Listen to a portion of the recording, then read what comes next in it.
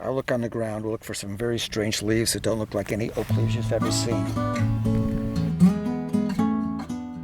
An oracle oak can be found just past the first hairpin turn on Middle Trail. It's almost like a black oak, but not quite. This is an oracle oak.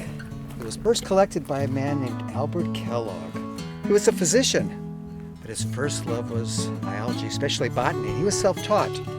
He came out to California. He tried to mine for gold, very unsuccessful. He moved to San Francisco. He was one of the founders of the Academy of Sciences. When the Academy was founded, it wasn't going to be a closed club like back east.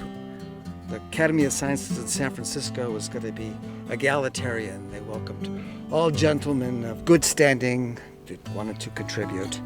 Albert Kellogg looked at the bylaws as they were ready to be adopted. He said, "Gentlemen, we're forgetting something."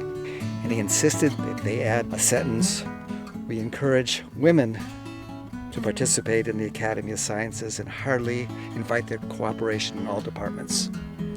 And it wasn't too many years after that they hired Alice Eastwood, who was head of the botanical department for decades, and they hired other women. But poor Dr. Kellogg, he never quite could get the respect he deserved. He wrote a book on oaks of California that was very widely respected. So he really knew his stuff, but that wasn't any good for the Eastern botanists. They looked down upon him just because he was self-taught. They said he was a well-meaning soul, but something of a pest and a nuisance in the science. Albert Kellogg gave the Latin name Quercus morhus and the common name Abram's oak to what we call the oracle oak today. The Latin was likely a reference to a biblical story about the Oak of Morah, which was where Abraham camped when he first arrived in the Promised Land.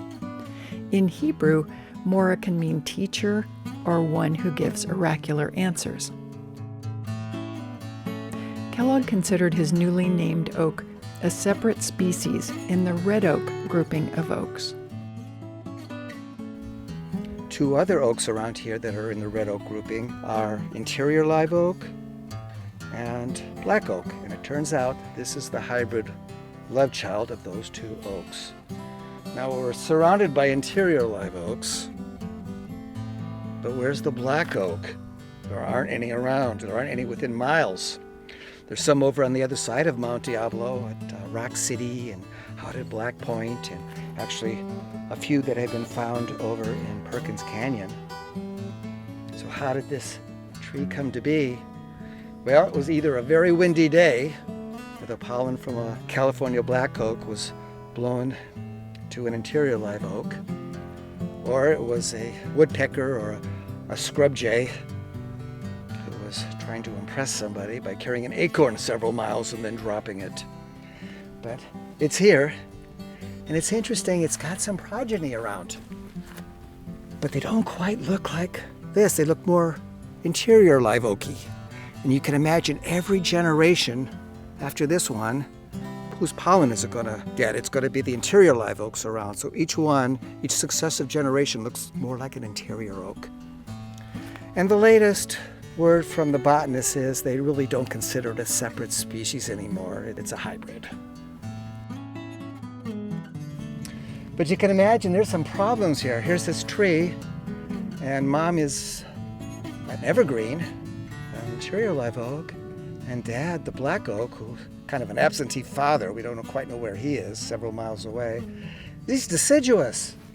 And this poor tree is in some need of counseling, it looks like. It's dropped about a third of its leaves. About a third of them have turned yellow. And the other third, which we're looking at, they're green. So it's compromised.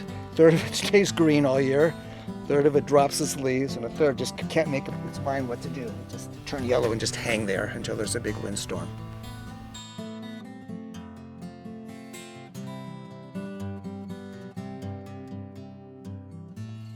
Up the trail from here is another unusual oak. It has tiny prickly leaves and is in the scrub oak family. But most scrub oaks can't grow in serpentine soil. This is a special one, leather oak.